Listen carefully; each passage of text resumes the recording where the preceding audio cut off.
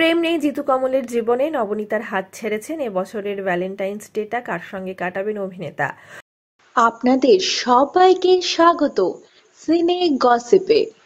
বন্ধুর অভিনেতা জিতু কমলের দাম্পত্য ভেঙেছে, ব্যক্তিগত জীবন নিয়ে চুপ থেকেছেন অভিনেতা।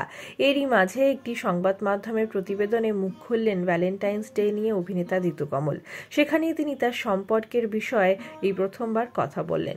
বিচ্ছেদের পরবর্তী জীবন নিয়ে সেই সংবাদ মাধ্যমে অভিনেতা সাক্ষাৎকারে জানিয়েছেন, জীবনের মতো চলছে। আমি কখনো হতাশ বা বেদনা নিয়ে থাকতে ভালোবাসি না, বরং আমি খুব পজিটিভ, আশাবাদী থাকতেই ভালোবাসি। আমাকে কখনোই বলতে শুনবেন না যে ইন্ডাস্ট্রি আমাকে কাজে লাগাচ্ছে না। আমি আজ যে জায়গায় আছি নিজের অভিজ্ঞতার জোরেই আছি, অভিজ্ঞতা সঞ্চয় করেই এসেছি।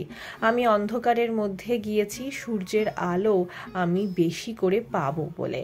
বন্ধুরা, প্রেম দিবস নিয়েও মুখ খুলেছেন অভিনেতা। তিনি জানিয়েছেন, এটাই প্রথমবার যেখানে ফেব্রুয়ারি মাসে বসন্তকালে আমার জীবনে প্রেম নেই।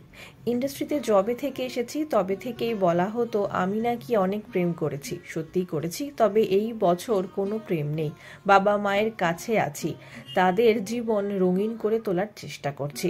সাম্প্রতিক মুক্তি পেয়েছে জিতু কমল অভিনীত ছবি সেদিন কুয়াশা ছিল।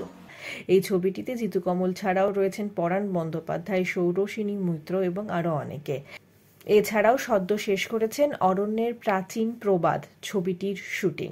বিনোদন জগতের আরো অনেক খবর নিয়ে চটজলদি আসছি, জুড়ে থাকুন আমাদের সঙ্গে। আমরা হলাম সিনে গসিপ, জুড়ে থাকুন আমাদের সঙ্গে, সাবস্ক্রাইব করুন আমাদের এই ইউটিউব চ্যানেলটি।